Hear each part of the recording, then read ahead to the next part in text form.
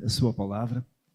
Este tempo de louvores é naturalmente uma expressão do nosso sentir, que revela a nossa gratidão a Deus por aquilo que Ele tem feito, por aquilo que Ele é. Deus não precisa do nosso louvor, mas Ele agrada-se do nosso louvor quando Ele é sincero e vem de um coração que deseja agradar aos senhores.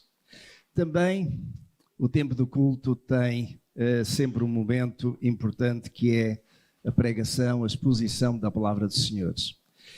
E eu vou continuar com o tema que comecei a semana passada, sobre maturidade cristã, hoje vamos voltar àquele texto, mas referir aquilo que é a constatação de um facto, seja na nossa igreja, seja em todas as demais igrejas. Nas igrejas cristãs ainda há crentes que podem ser considerados como bebés em Cristo. Já vamos ver o que isso significa. Alguns, de facto, já têm anos de vida cristã, até anos de membresia na igreja, mas ainda são aquilo que, biblicamente, poderemos chamar como crentes imaturos.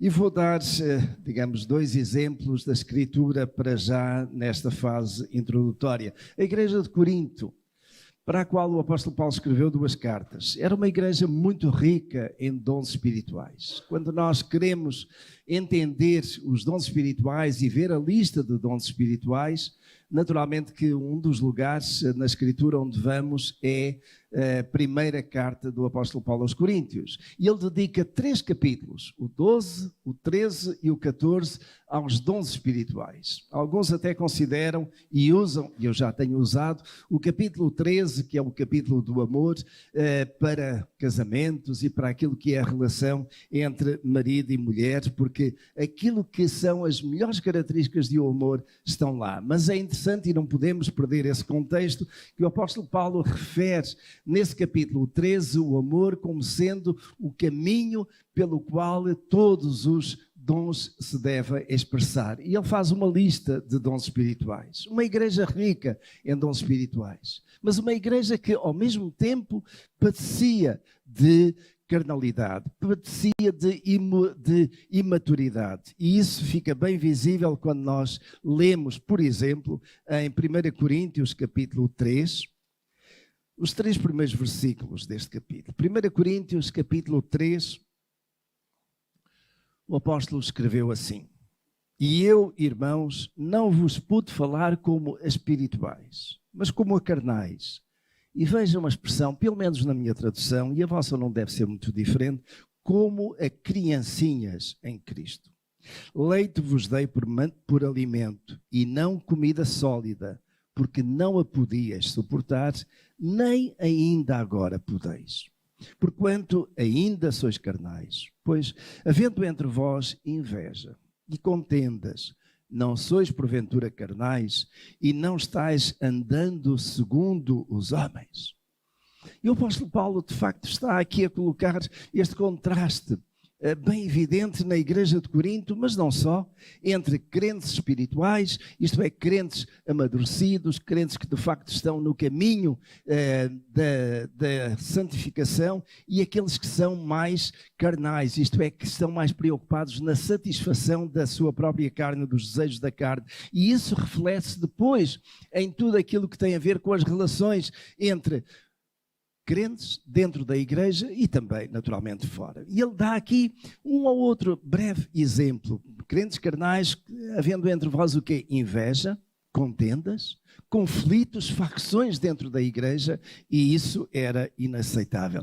E o apóstolo Paulo diz: não vos pude falar como espirituais, isto é, como crentes já maduros, perfeitamente enraizados na palavra de Deus e com as decisões certas, porque vem de uma sabedoria que se busca diante de Deus. Mas falei-vos como a criancinhas ou bebés em Cristo, e dei-vos leite por alimento e não comida sólida. E é este aspecto aqui que, de facto, Paulo faz esta analogia com aquilo que é o nosso crescimento físico como bebés, naturalmente que começamos a beber o leite materno, depois vamos mudando, mas para a fase de papas e por aí fora, alimento mais suave, mais digerível, mais fácil de mastigar. E Paulo está a dizer que para estes crentes de Corinto, apesar de ser uma igreja tão rica em dons espirituais, não passava de ser capaz de comer comida sólida e ficar apenas pelo leitinho, isto é, pelos rudimentos, pela base, pelo fundamento. Também o apóstolo Pedro escreve na sua primeira carta, do mesmo modo como que um apelo à maturidade. E 1 Pedro, capítulo 2, versículo 2 em particular, ele diz assim: desejai, como meninos, recém-nascidos, o puro leite espiritual, a fim de por ele crescerdes para a salvação. Ele diz desejai. É alguma coisa que, de certo modo, tem que estar bem inerente à nossa caminhada cristã, bem presente. Nós temos que ter o desejo de passarmos dos princípios, dos fundamentos, para uma maturidade cristã. E ele diz, desejai como meninos recém-nascidos. E recém-nascidos de que modo? Em quê? Recém-nascidos espiritualmente. A Escritura diz que se alguém está em Cristo, nova criatura é. As coisas velhas passaram, isto tudo se fez de novo. E há uma nova aprendizagem. Há, de facto, uma compreensão daquilo que são os fundamentos e caminhar, continuar a caminhar, progredir. E Pedro diz aqui, para que por ele podeis crescer para a salvação. E é interessante, ele no verso anterior, que nós não lemos, mas que eu vou ler agora, diz, deixando, pois, o quê?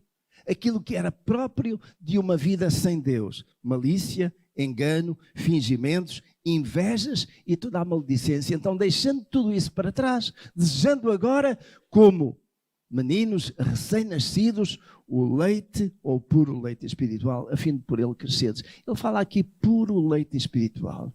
E o puro leite espiritual é de facto alguma coisa com consistência, com proteína, com substância que revigora, que de facto alimenta e projeta para diante.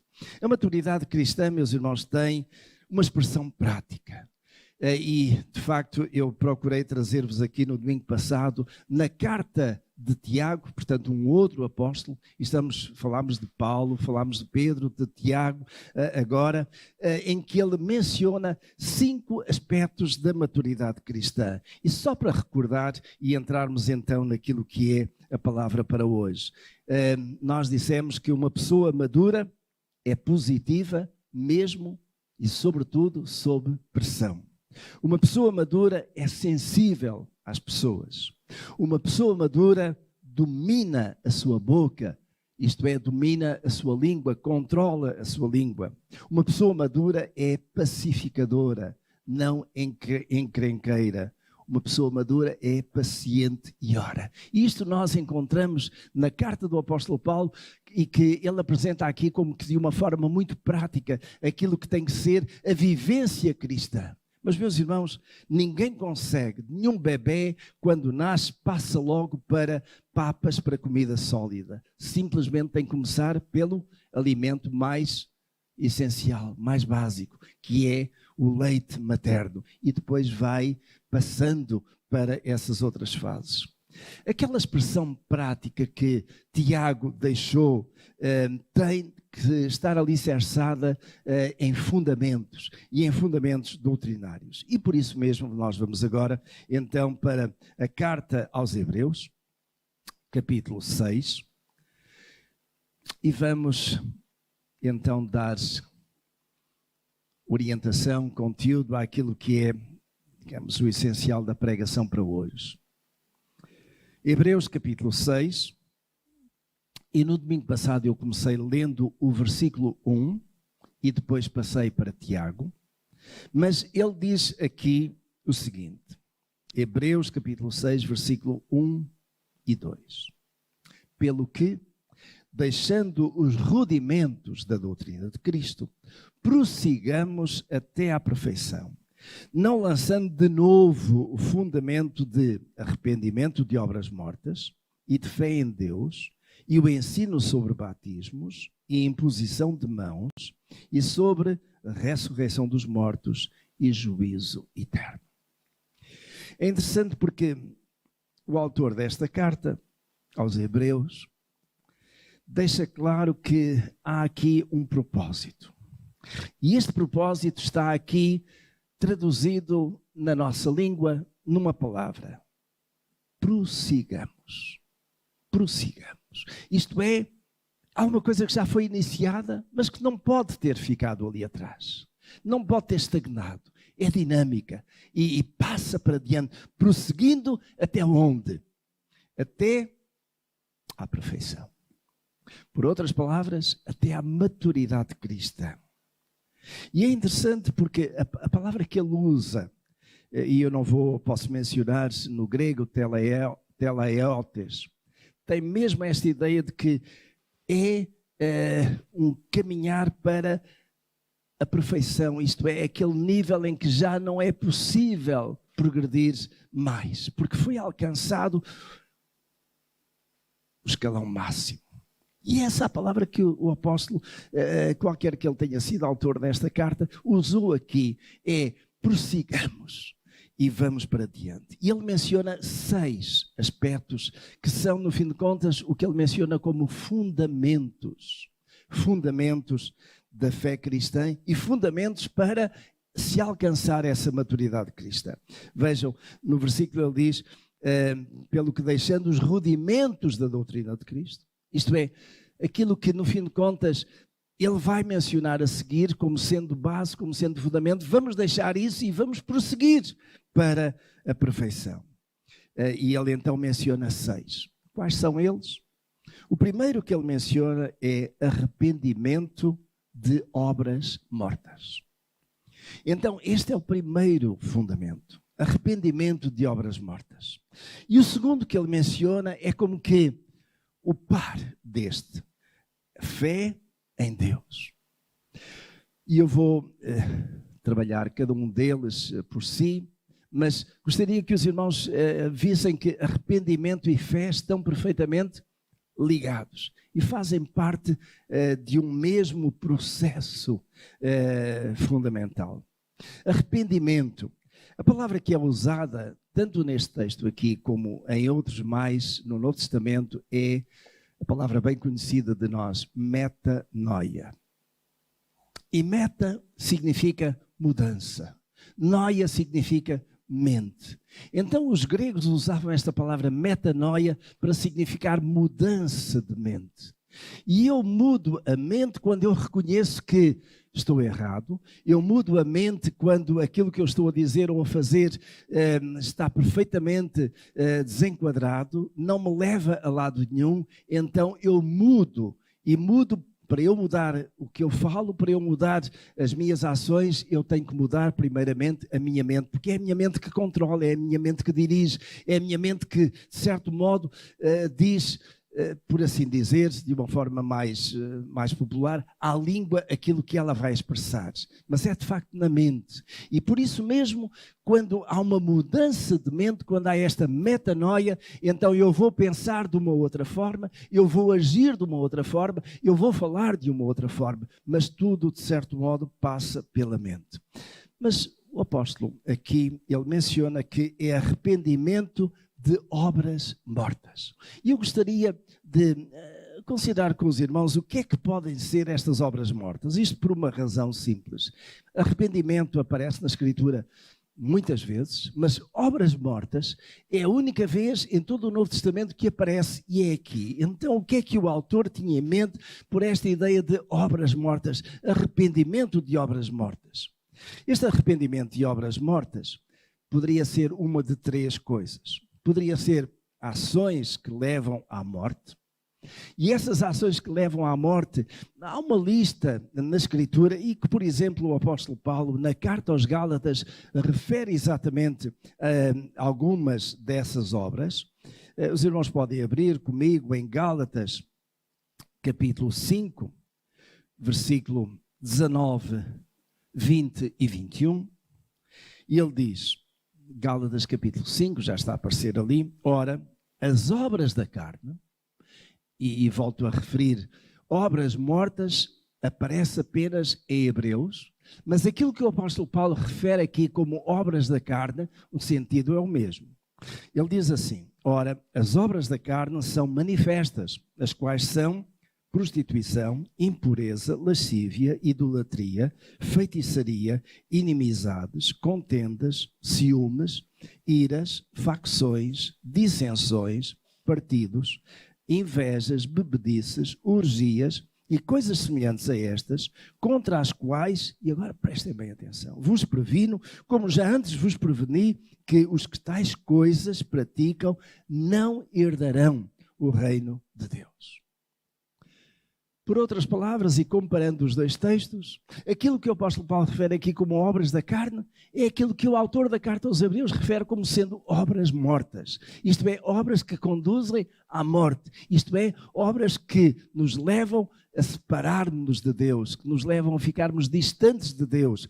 E Paulo deixa aqui claro, aqueles que praticam tais obras não herdarão o reino de Deus. São obras mortas, obras que levam à mortalidade espiritual, a uma separação de Deus. É bom lembrarmos, meus irmãos, que quando falamos em morte, a melhor ideia que traduz morte é separação. E isso vem desde os tempos do Jardim do Éden. Quando Deus disse a Adão e Eva que poderiam comer do fruto da árvore, exceto daquela, porque no dia em que comessem, morreriam. E quando nós analisamos o texto bíblico, damos conta de que Adão e Eva comeram do fruto daquela árvore, mas não morreram. Sim e não. Não morreram fisicamente naquele instante, mas morreram espiritualmente porque ficaram separados de Deus. Então, morte na Escritura é, acima de tudo, a ideia de separação. Separação de alguém, separação de alguma coisa. E neste caso, morte espiritual é separação de Deus. Ora, quem pratica estas obras não herdará o reino de Deus e está separado dele para sempre. Por isso o autor da carta aos Hebreus diz que nós, e este é um dos fundamentos para a nossa maturidade, digamos que está lá na base, tem que estar presente, é o ponto de partida, é arrependimento das obras mortas. Isto é, daquelas obras que nos levam a separarmos de Deus, a estarmos separados e a continuarmos, porventura, separados de Deus. Para os judeus também, esta ideia de obras mortas estava associada com obras que mancham, ou seja, que deixam de algum modo uma impureza na vida daquele que as pratica. Os judeus tinham esta indicação de que qualquer deus que tocasse num corpo morto ficava incapacitado para prestar culto a Deus. Tocar num corpo morto e a seguir vir para adorar a Deus era impossível, porque ele estava contaminado. Ele tinha que se purificar, tinha que se santificar primeiro, tinha que limpar, digamos, aquela mancha causada pelo toque de um morto. Mas também, obras mortas pode ser entendido como alguma coisa que não afeta o caráter. Ou seja, nós podemos ter uma prática religiosa, podemos cumprir certos rituais, sem que isso em alguma vez ou alguma coisa altere o nosso caráter. Isto é, nós continuamos a ser as mesmas pessoas, embora tenhamos uma aparência da religiosidade. Jesus teve conflitos diretos, tremendos, muito francos com os fariseus, aos quais Jesus chamou de hipócritas. E é interessante porque a palavra que Jesus usou de hipócritas é uma palavra que, na verdade, lá no fundo, tem uma prática e podemos dizer quase que até uma profissão. O hipócrita é o ator. O ator é aquele que representa um papel, é aquele que mostra uma coisa, mas que lá dentro não tem nada a ver com isso. Então uma pessoa que é hipócrita é uma pessoa que, na verdade, procura colocar uma aparência daquilo que não é. Porque aquilo que ele faz não tem nada a ver com o seu caráter e mesmo que ele faça coisas que sejam certinhas, que sejam aparentemente corretas, que sejam até muito religiosas, não muda nada o seu caráter. E, portanto, é como se fossem obras mortas, porque não trazem vida, não trazem vida espiritual.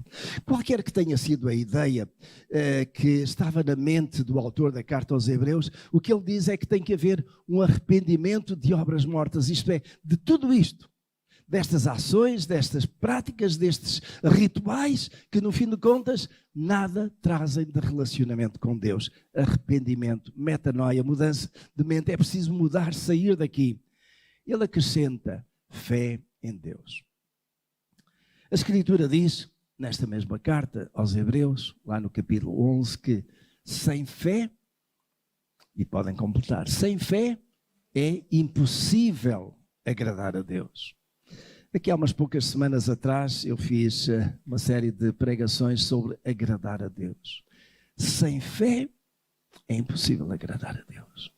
E a Escritura diz lá também que é preciso que aqueles que se aproximam de Deus creiam que Ele existe e é galardoador deles.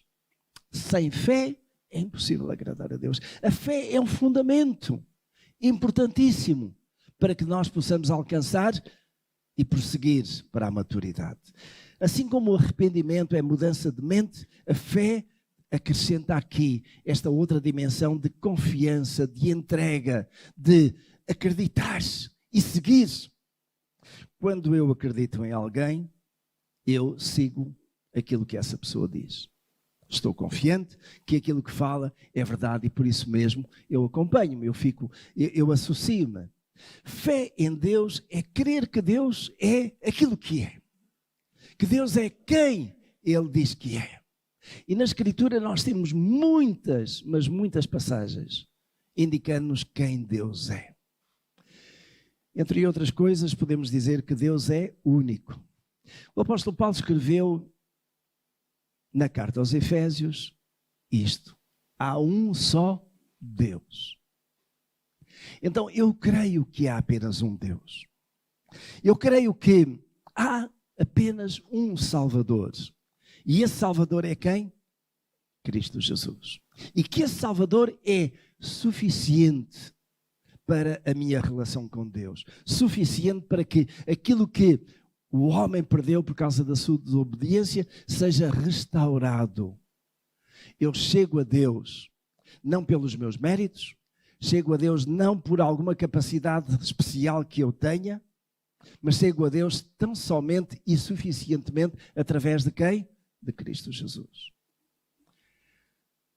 Há um só Deus. Há um só Salvador. E eu tenho que, ou tenho fé nisso, ou não tenho. E quando eu tenho fé nisso, quando eu tenho fé naquilo que isso significa, naturalmente que esse é um dos fundamentos essenciais para eu alcançar a maturidade cristã. Ninguém jamais alcança a maturidade cristã se não tiver estes dois elementos, este binómio de arrependimento e fé. E é interessante porque o que é que era a pregação de João o Batista? Arrependei-vos e crede, que é chegado a vós o quê? O reino de Deus. Lá estão os dois elementos. Quando alguém vem para o batismo, teve que manifestar estes dois sinais. Tem que ter estes dois fundamentos: arrependimento e fé. Mas naturalmente não fica por aí. O apóstolo, autor da carta aos Hebreus, acrescenta algo mais. Ele diz: e o ensino sobre batismos. Ensino sobre batismos. Meus irmãos, a questão do batismo era de extrema relevância, de extrema importância na igreja primitiva. Não deixa de o ser hoje, mas na igreja primitiva era de extrema importância. O batismo era a porta de entrada na igreja. Ninguém fazia parte da igreja cristã se não passasse primeiramente pelo batismo. E para passar primeiramente pelo batismo, tinha que passar já pela manifestação clara daqueles dois aspectos, arrependimento e fé. Então, arrependimento e fé conduzia depois ao passo seguinte, que era batismos.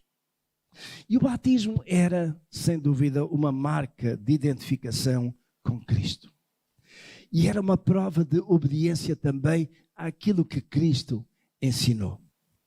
Os irmãos recordam-se, com certeza, do final, das últimas palavras de Jesus aos seus discípulos, quando ele está pronto para ascender ao Pai e quando ele comissiona os seus discípulos daquele modo tão claro.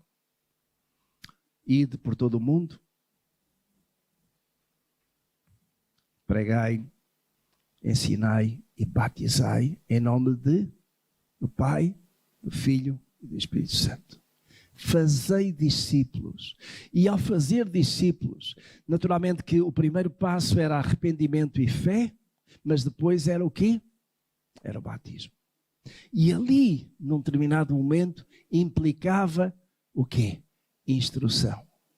Ensinai-lhes a guardar todas as coisas que eu vos tenho ensinado. E o batismo que Jesus indicou aos seus discípulos que era preciso fazer, qual era esse batismo? Vamos um pouquinho mais atrás. E nós encontramos lá no deserto, junto ao Rio Jordão, um homem de nome João. E que alguns conhecem muito bem como sendo João Batista. Não era o nome dele.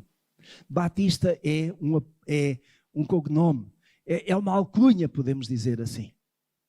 E porquê? Porque uma das características de João era batizar no Rio Jordão aqueles que se arrependiam e tinham fé em Deus. Arrependimento e fé estão sempre na base. Mas aqueles que se arrependiam dos seus pecados e vinham a João para serem batizados, então entravam, podemos dizer, naquele discipulado, naquele processo de, em obediência, seguir primeiramente os ensinos de João Batista, que veio como precursor de Jesus e depois, mais tarde, seguir o próprio Jesus. É interessante que, numa determinada altura, entre aqueles que estão para vir a ser batizados, aparece Jesus também. E aparece Jesus e João fica, porque conhecia Jesus, sabia quem ele era, fica perplexo, fica de certo modo relutante em querer batizar Jesus, porque considera e reconhece e bem que Jesus era superior a ele e não deveria ser batizado por João. Mas Jesus lhe diz que concede para que assim se cumpra a Escritura, a profecia. E João vai batizar Jesus. E diz lá a Escritura que entraram os dois na água e João batizou Jesus e Jesus saiu. E naquela altura que Jesus está a ser batizado, se manifestam as duas outras pessoas da Trindade. Como? Aquela voz que se ouve, este é o meu filho amado em quem me comprazo. E também uma pomba. Sinal, símbolo de quê? Do Espírito Santo. Então, as três pessoas da Trindade estavam ali, no batismo de Jesus. Por isso mesmo, quando Jesus depois deixa aquela grande comissão aos seus discípulos, ele apresenta exatamente este aspecto da presença da Trindade no batismo. Batizai em nome do Pai e do Filho e do Espírito Santo. E o batismo tem esta fórmula de trazer ali, naquele momento, como presença diante do Pai, do Filho e do Espírito Santo. E é isso que a igreja cristã, a igreja primitiva, passou a fazer, em obediência a Jesus. E é por isso que, quando um pouco mais tarde, o apóstolo Paulo também tem necessidade de deixar bem claro que esta era a prática, então ele escreve numa das suas cartas, neste caso a carta aos Romanos, no capítulo 6, aquilo que é, para ser entendido a analogia do batismo. Porque é que nós batizamos por imersão? Porque é que nós batizamos os que são crentes, os que já são mais crescidos? Porque é que nós batizamos deste modo? Ele, na carta aos Romanos, no capítulo 6, versículos 3, 4 e 5, ele deixa-nos aqui esta analogia do batismo e do seu significado e ao mesmo tempo também do método de batismo. E Romanos capítulo 6, verso 3, ele diz: ou porventura ignorais que todos quantos fomos batizados, notem, batizados em Cristo Jesus, fomos batizados na sua morte. Fomos, sepultados com ele pelo batismo na morte, para que, como Cristo ressuscitou de entre os mortos pela glória do Pai, assim andemos nós também em novidade de vida. Porque se temos sido unidos a ele na semelhança da sua morte, certamente também o seremos na semelhança da sua ressurreição. E este é um texto por demais claro, profundo e para ser seguido. Nós fomos batizados em Cristo Jesus. E fomos batizados na sua morte. O que é que isto significa? Assim como Cristo. E é por isso que quando nós trazemos alguém para ser batizado, seja no batistério, seja no rio, seja no mar, onde quer que seja, e podemos batizar onde houver água suficiente para isso, então quando a pessoa está de pé, ela está a declarar que morreu para uma vida velha, uma vida de pecado, uma vida de obras de morte. E depois da morte, o que é que acontece? Depois da morte vem o sepultamento. E quando a pessoa é mergulhada na água, é equivalente, em termos de analogia, ao sepultamento de Jesus. Só que, assim como Jesus também não ficou muito tempo na sepultura, nós também não deixamos a pessoa muito tempo dentro da água, senão da morte espiritual passa à morte física, não é? A pessoa sai, e ao sair é como que ressuscitar, como Jesus ressuscitou, e Jesus ressuscitou, digamos, completamente liberto de quê? Das marcas do pecado. E das marcas do pecado, apenas aqui a referir do efeito do pecado, é melhor dizer assim, porque as marcas do pecado estavam lá, digamos, nos sinais dos cravos. Mas ao sair da água, sai para uma nova vida. Sai para um novo caminhar. E o batismo tem este significado. Por isso mesmo é que isto fazia parte daquilo que eram os fundamentos. E aquilo que o autor da carta aos Hebreus está a dizer é que nós, um dos fundamentos, o primeiro fundamento é arrependimento das obras mortas. O segundo fundamento, digamos, tão diretamente ligado com este, é fé em Deus. E o terceiro fundamento aqui é a doutrina do batismo. É que, de facto, isto era fundamental na Igreja Cristã. Com o passar dos anos, duas corrupções entraram, digamos, pela porta de trás ou pela porta do lado da igreja cristã em geral, que vieram alterar e adulterar aquilo que era este batismo. É o chamado pedobatismo e também o batismo por aspersão. O pedobatismo é o batismo de crianças, batismo infantil que nós não praticamos, mas que algumas igrejas praticam. E o pedobatismo surge exatamente porque, a dado passo, os pais crentes ficaram tão preocupados com a morte dos seus filhos, crianças ainda, que ficaram com a ideia de que pelo batismo elas seriam limpas, purificadas de todo o pecado e por isso mesmo que morressem em crianças, então sendo batizadas iriam para o céu. Ora, estar a batizar um bebê de 6 meses por imersão, que é o batismo bíblico, batismo significa imergir, não era muito próprio para crianças, para batizar bebés. Então, com o tempo, isto foi evoluindo evoluindo no mau sentido, para que o batismo pudesse também ser por aspersão, isto é, com algumas gotas de água na cabeça. Ainda que, e os textos, os documentos da igreja primitiva, de certo modo, ainda indicam que esse batismo era feito em nome do Pai, do Filho e do Espírito Santo. Isto é, a fórmula, podemos dizer, mantinha-se lá, mas o conteúdo havia desaparecido. Então, doutrinas de batismos, sabendo nós aquilo que a Escritura diz. E Paulo, naquela mesma carta aos Efésios, ele diz que há um só Deus, mas depois ele também diz, há um só batismo. E esse O único batismo qual é? É o batismo que João o Batista praticava, é o batismo que Jesus autenticou sendo batizado, é o batismo que Jesus comissionou aos seus discípulos para fazer naqueles que se arrependessem e tivessem fé. Este era o batismo da igreja primitiva. E é o batismo que, de certo modo, está associado aqui naquilo que Hebreus coloca como sendo um fundamento. Este é um ponto de partida. Isto acontece, por isso é que ele diz que não precisa de estar a repetir isto. Vejam logo as primeiras palavras que ele colocou lá em Hebreus capítulo 6, pelo que deixando os rudimentos da doutrina de Cristo. Isto já aconteceu, já ficou para trás, acontece uma vez, não é para repetir, não é para estarmos sempre a pregar sobre o assunto. Mas sem isto não há maturidade cristã. Esta é a base, é o fundamento. Ele, entretanto, acrescenta, nesta mesma carta aos Hebreus, ao batismo, à doutrina do batismo, ele acrescenta também imposição de mãos. Imposição de mãos, meus irmãos, é o quê? É uma prática judia, que já vinha desde os tempos antes de Cristo. E esta prática judia tinha 3 significados. Ou poderia acontecer em 3 situações distintas.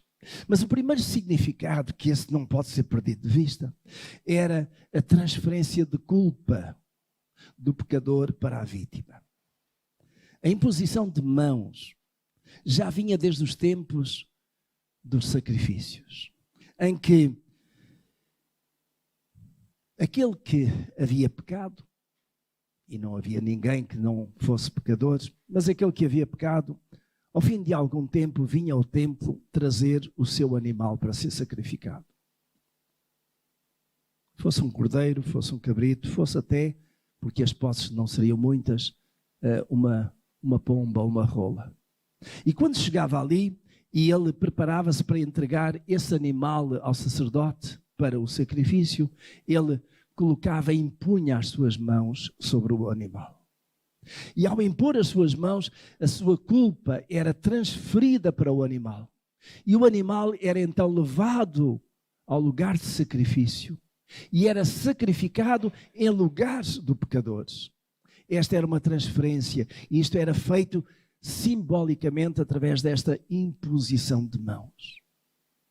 É interessante que quando João está a batizar no Rio Jordão, e aparece Jesus também, uma das palavras que João menciona é esta: eis o Cordeiro de Deus que tira o pecado do mundo. João refere, constata, testemunha que Jesus era o Cordeiro de Deus que tira o pecado do mundo. Isso vai acontecer mais tarde. Mas aquele cordeiro, aquele animal que era trazido ao sacrifício, levava a culpa daquele que o trazia, através desta imposição de mãos. Era já Deus a preparar para esta transferência, ou seja, alguém que eu sou culpado, mas alguém que leva a minha culpa. Uma outra, digamos, mais comum, era a transferência da bênção do pai para os filhos. Muitas vezes, ao fim do dia, os filhos vinham ter com o pai e o pai impunha as mãos sobre a cabeça de cada um deles e dizia: meu filho, minha filha, eu te abençoo.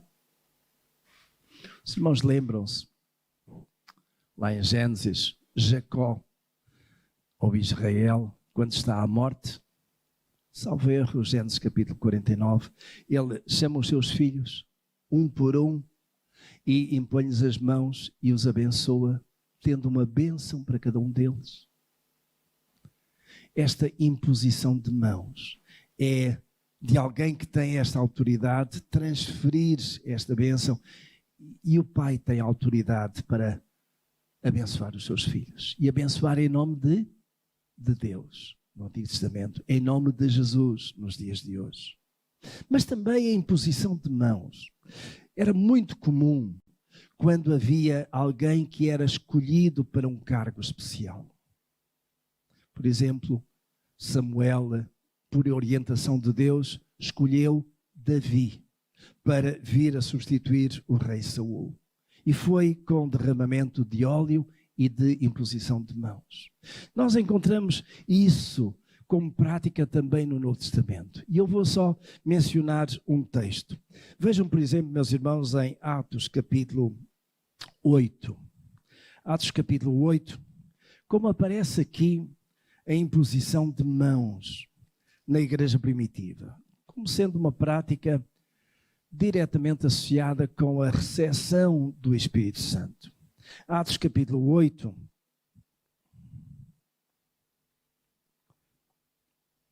é versículo 17, mas eu vou começar um pouquinho mais atrás. Eu vou começar no versículo 14.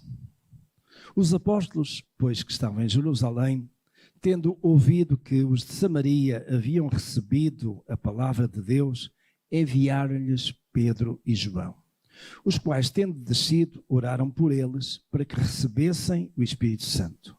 Porque sobre nenhum deles havia ele descido ainda, mas somente tinham sido batizados em nome do Senhor Jesus. Então lhes impuseram as mãos e eles receberam o Espírito Santo. É interessante. Nesta altura o Espírito Santo já tinha sido derramado. Nós encontramos isso lá em Atos capítulo 2, no chamado dia de Pentecostes. Mas a partir daí, muitos continuaram a crer, continuaram a ser batizados segundo aquilo que João vinha fazendo e que a igreja tinha recebido isso como comissão da parte do Senhor Jesus. Mas havia aqui como que um desfazamento em relação à ideia da recepção do Espírito Santo. Então, nesta altura ainda, e este paradigma vai mudar, mas nesta altura, aqueles que tinham sido batizados porque creram, não tinham recebido o Espírito Santo. E aquilo que Paulo está a dizer aqui é que Pedro e João vão orar, impondo as mãos sobre esses, e nesse ato, nesse momento, o Espírito Santo desce sobre eles, de uma forma que, de algum modo, se tornou visível, mas o Espírito Santo associado então aqui com o batismo. E é interessante, aqui encontramos um outro par, um outro binómio que o autor da carta aos Hebreus fala como sendo um dos fundamentos. O primeiro binómio qual é? Arrependimento e fé. O segundo binómio é que? Batismo e imposição de mãos. No entanto, algum tempo mais tarde, e a igreja vai crescendo, vai se multiplicando, esta prática de receber o Espírito Santo num tempo distinto da conversão acaba por desaparecer. E alguns anos mais tarde, em Atos capítulo 19, dos versículos 2 a 6, há aqui a manifestação de uma admiração, uma surpresa do apóstolo Paulo quanto à questão de que alguns tinham sido batizados e não tinham recebido o Espírito Santo. Então, Atos capítulo 19, já agora verso 1, que é para vermos o contexto geográfico, ele diz: E sucedeu que enquanto Apolo estava em Corinto, Paulo, tendo atravessado as regiões mais altas, chegou a Éfeso e achando ali alguns discípulos, e agora verso 2, perguntou-lhes: Recebestes vós o Espírito Santo quando crestes? Responderam eles: Não, nem sequer ouvimos que haja Espírito Santo.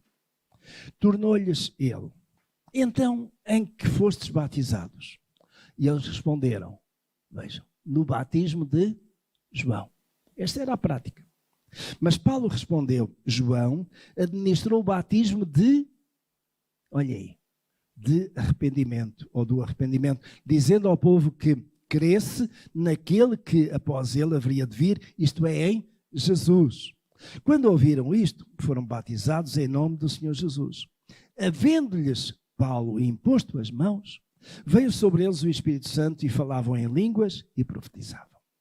Vale a pena analisar aqui, ainda que um bocadinho ao de leve, e eu não gosto muito de analisar a escritura ao de leve, mas de apontar aqui os aspectos fundamentais. Notem isto: batismo de João. Era o batismo corrente, era como era identificado. Segundo, batismo de arrependimento, porque isso era naturalmente aquilo que João vinha a anunciar. Arrependei-vos e crede. E ele menciona, crendo em Jesus, naquele que havia de vir, Jesus. Mas depois houve o batismo, mas não houve qualquer sinal de manifestação da presença do Espírito Santo. E por isso mesmo Paulo pergunta, mas agora notem, a mudança de paradigma está aqui. Enquanto que lá mais atrás, o batismo com a imposição de mãos trazia o Espírito Santo, agora é diferente. Vejam, aonde é que está o momento da recepção do Espírito Santo? Verso 2. Recebestes vós o Espírito Santo quando crestes. Não quando foste batizado, mas quando crestes. Ou seja, a recepção do Espírito Santo é no momento em que nós cremos. Porquê?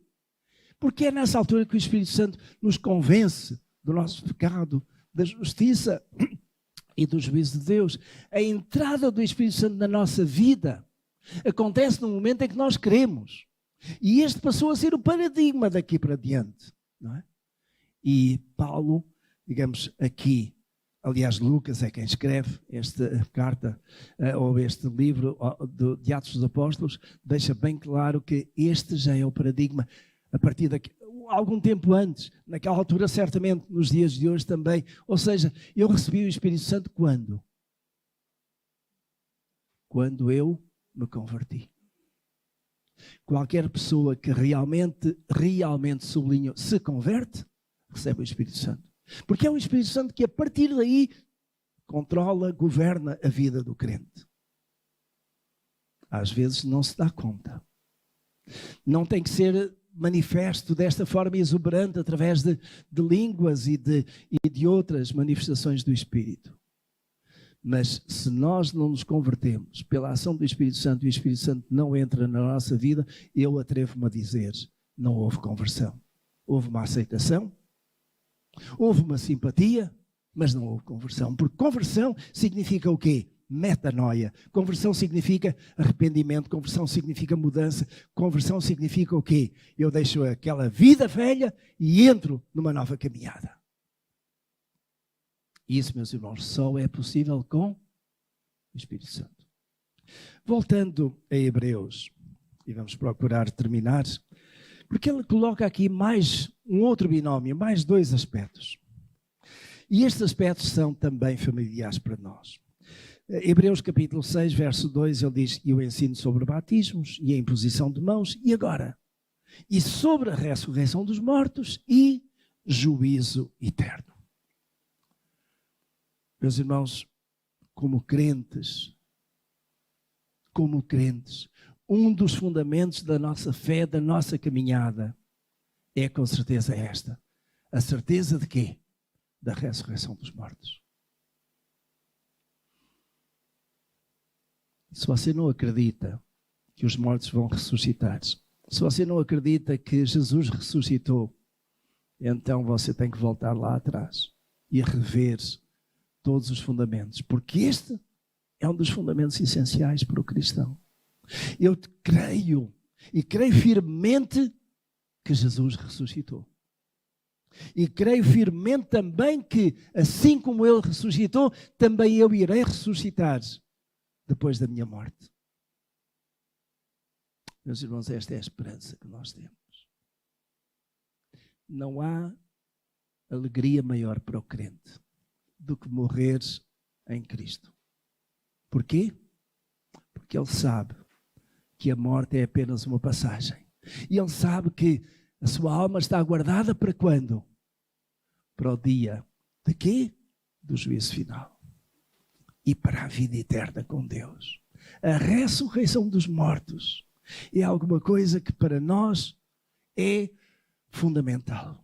Pertence aos fundamentos da fé.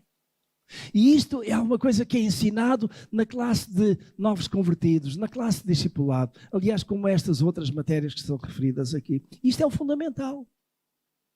Eu creio como cristão, eu creio que Jesus ressuscitou dentre os mortos e creio que Ele, quando vier, vai levar também à ressurreição dos mortos.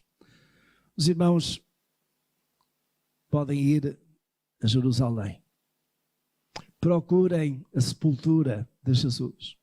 Procurem lá o mausoléu. Procurem lá ver o lugar onde Jesus está lá na sepultura. Não vão encontrar. Mas se forem a um certo lugar, vão encontrar a sepultura de Maomé.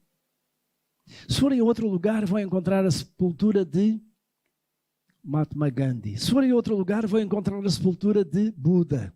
Se forem a outro lugar, vão encontrar a sepultura de Confúcio. Grandes fundadores de religiões. E todos eles têm o lugar da sepultura, o mausoléu. O lugar onde as pessoas podem passar, visitar e acreditar que ali está sepultado o fundador daquela religião. Mas a sepultura de Jesus ninguém encontra. Porquê? Porque ao terceiro dia ele ressuscitou, subiu ao céu. E isso torna o cristianismo singular, faz toda a diferença.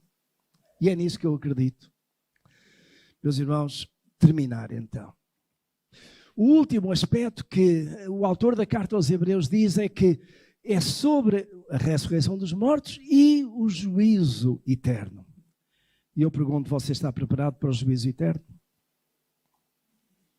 A Escritura é clara, dizendo que cada ser humano um dia vai estar diante da presença de Deus. E particularmente diante da presença de Jesus, a quem o Pai vai passar o trono. Deus é juiz, mas Ele vai entregar o juízo ao Filho. É aquilo que a Escritura ensina. Eu gostaria de vos convidar a abrir em Apocalipse capítulo 20. Apocalipse capítulo 20, versículos 12 até 15. Já agora o verso 11, que é para vermos exatamente aí quem é que está sentado no trono. Apocalipse capítulo 20, verso 11 diz: E vi um grande trono branco, e o que estava assentado sobre ele, de cuja presença fugiram a terra e o céu, e não foi achado lugar para eles. E vi os mortos, grandes e pequenos, em pé diante do trono, e abriram-se uns livros. E abriu-se outro livro, que é o da vida. Os mortos foram julgados pelas coisas que estavam escritas nos livros, segundo as suas obras. O mar entregou os mortos que nele havia, e a morte e o Hades entregaram os mortos que neles havia, e foram julgados cada um segundo as suas obras. E a morte e o Hades foram lançados no lago de fogo. Esta é a segunda morte, o lago de fogo. E todo aquele que não foi achado e inscrito no livro da vida foi lançado no lago de fogo. Meus irmãos, reportem-se para algum tempo mais adiante. Jesus sentado no trono.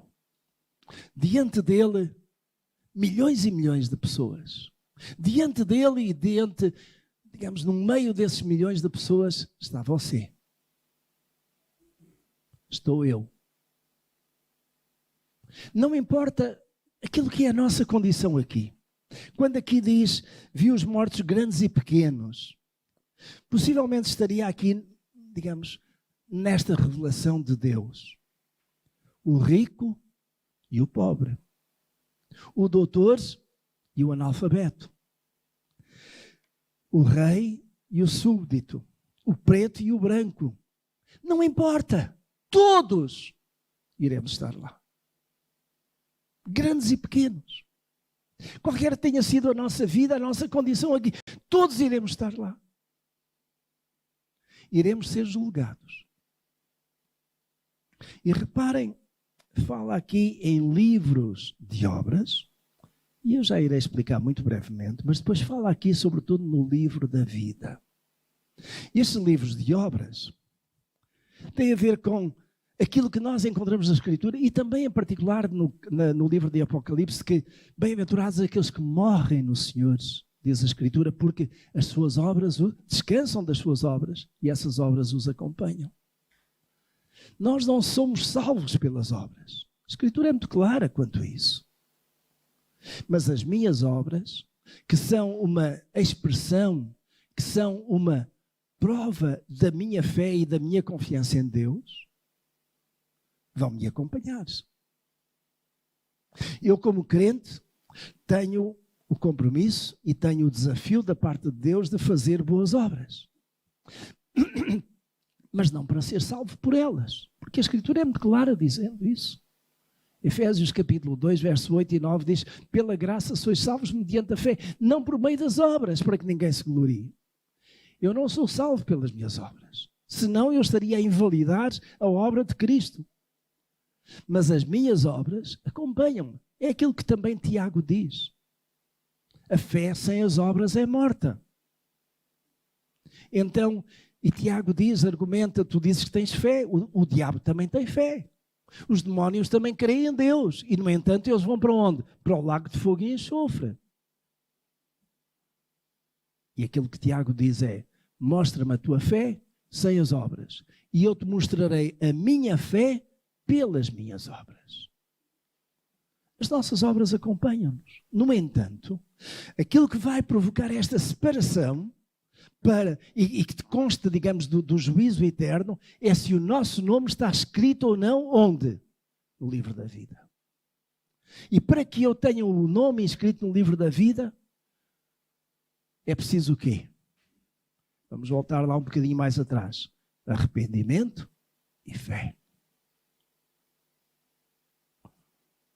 Pela graça sois salvos, mediante a fé. Porque eu me arrependi dos meus pecados. Mudei a minha vida através de metanoia.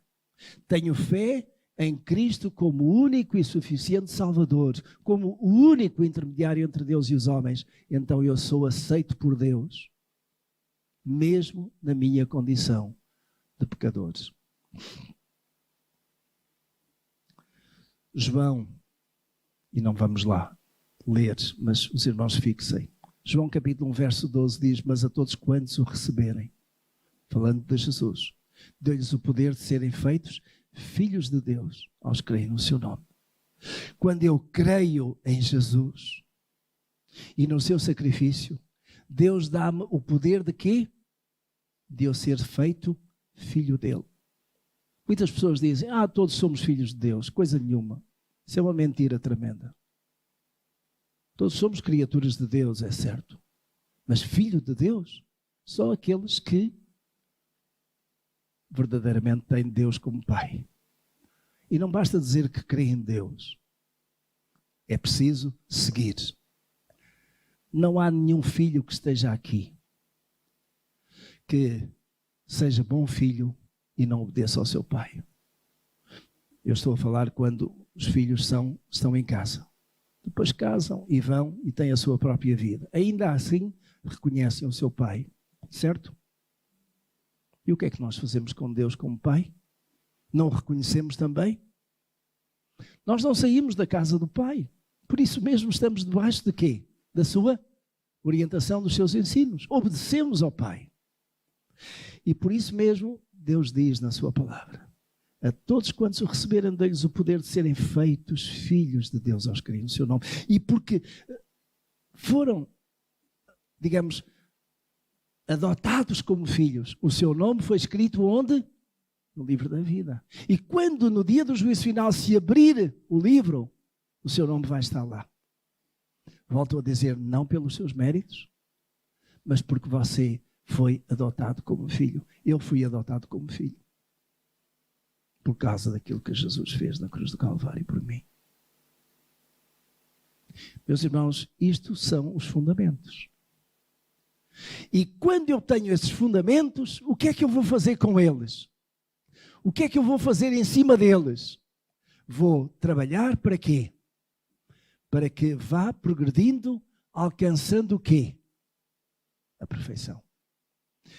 Lembram-se do que estava lá em Hebreus capítulo 6? Prosseguindo até onde? Até à perfeição. Até à maturidade cristã. E o autor da carta aos Hebreus diz: eu sobre isto não preciso estar a falar outra vez. Porque vocês já conhecem isto. E, meus irmãos, é por isso que eu também não falo sobre isto todos os domingos. Que há uns anos atrás, nós tivemos aqui um irmão que veio de uma outra igreja, esteve durante um tempo e sentiu-se muito alegre no nosso meio. E nós perguntámos, o irmão vai continuar por aqui, volta para a sua igreja? E ele disse, pastores, durante anos, eu todos os domingos bebia o caldinho. Eu vim para aqui e passei a comer bife. Eu não quero sair daqui. Os irmãos entendem o que é que ele estava a querer dizer? Que lá na igreja onde ele esteve durante anos, a pregação era caldinho. Eram os fundamentos. Era sempre a mesma coisa. Ele diz, eu já passei essa fase de caldinho, já passei essa fase do leitinho. Eu quero comida sólida. E aqui eu encontrei essa comida sólida. Para que é que eu vou sair daqui? Mas, irmãos, quando nós pregamos a palavra, e a palavra toda, ela vem com rudimentos, mas, sobretudo, ela tem que alimentar a nossa fé, tem que nos fortalecer e tem que nos dar alguma coisa para pensar. E eu espero, meus irmãos, que cada um de nós, com este texto e com aquilo que temos aprendido, possamos pensar. E pensar com o propósito de deixar que Deus fale ao nosso coração e mude aquilo que precisa de mudar. Mas a vida cristã é de mudança. E ai daquele que não muda. Aquele que não muda devia ter o nome de Gabriela. Dou-vos um bocadinho para pensar. Aqui há umas décadas atrás, havia uma novela na televisão que era A Gabriela. E a Gabriela, o genérico começava assim, eu não vou cantar, senão os irmãos saem já, mas o genérico começava assim, eu nasci assim, eu sou assim, eu vou morrer assim. O crente Gabriela não tem que morrer assim. O crente Gabriela precisa de mudar. O crente Gabriela precisa de reconhecer as suas falhas e dizer, eu nasci assim ou eu sou assim, mas eu não quero continuar a ser assim. Eu vou mudar. Mas o crente Gabriela diz, eu posso querer mudar, mas não consigo. Mas o crente Gabriela não está sozinho. O Espírito Santo está lá. E vai ajudar o crente Gabriela a ser qualquer outra coisa que não se chama mais Gabriela. Você está pronto a mudar? Estes são os fundamentos. Vamos lá ver se os irmãos retiveram esses fundamentos sem ter a Bíblia aberta. Arrependimento, fé, batismo, imposição de mãos, ressurreição, juízo final. Sobre estes aspectos de doutrina, estamos nós elucidados? Estamos. Mas este é o ponto de partida. São estes aspectos de doutrina que estão na base da nossa fé, da nossa caminhada, que nos levam a quê? A progredirmos até onde? Até onde? Até onde? Isso. Até à maturidade cristã. Você quer alcançar a maturidade cristã? Estes são os fundamentos. Daqui você vai crescer e vai subir. Próximo domingo eu voltarei a falar sobre este assunto e mostrar alguns aspectos também de nós podermos alcançar melhores esse estágio, esse nível, esse patamar de aperfeiçoamento. Vamos terminar com uma palavra de oração? Vamos ficar de pé?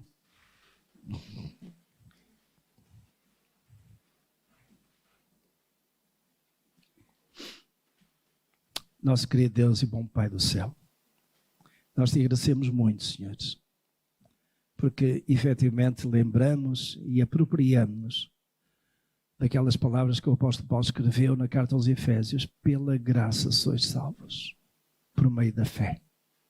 Isto não vem de vós, é dom de Deus. Não vem das obras, para que ninguém se glorie. Muito obrigado, senhores, porque as nossas obras jamais chegariam a levar-nos a esse ponto de face a face contigo. Mas nós, Pai do céu, podemos estar contigo face a face, sem medo, porque Jesus Cristo já nos limpou através do seu sacrifício na cruz do Calvário. Ele reconciliou-nos contigo, Pai do céu, e nos dá esta esperança maravilhosa de que nós somos filhos teus para toda a eternidade, Senhor. Abençoa cada um de nós. Tu sabes, Senhor, as lutas, aquilo que cada um tem que acertar, aquilo que cada um precisa de mudar, mas a caminhada cristã é isso mesmo. É de mudança em mudança, até que possamos alcançar aquele nível de maturidade cristã, de perfeição. Abençoa, Deus, cada um de nós. Não apenas os que estamos aqui, mas aqueles que em suas casas, onde quer que seja, por esse mundo fora, nos estão a ouvir, ou até mais tarde em diferido, nos vão seguir. Abençoa cada um, Senhor. E que a tua graça e a tua paz maravilhosa estejam conosco em cada dia, em cada momento. Em nome e por amor de Jesus. Amém. Amém. Ficar alguns segundos a refletir, porventura a tomar alguma decisão, e o nosso culto fica terminado. Amém.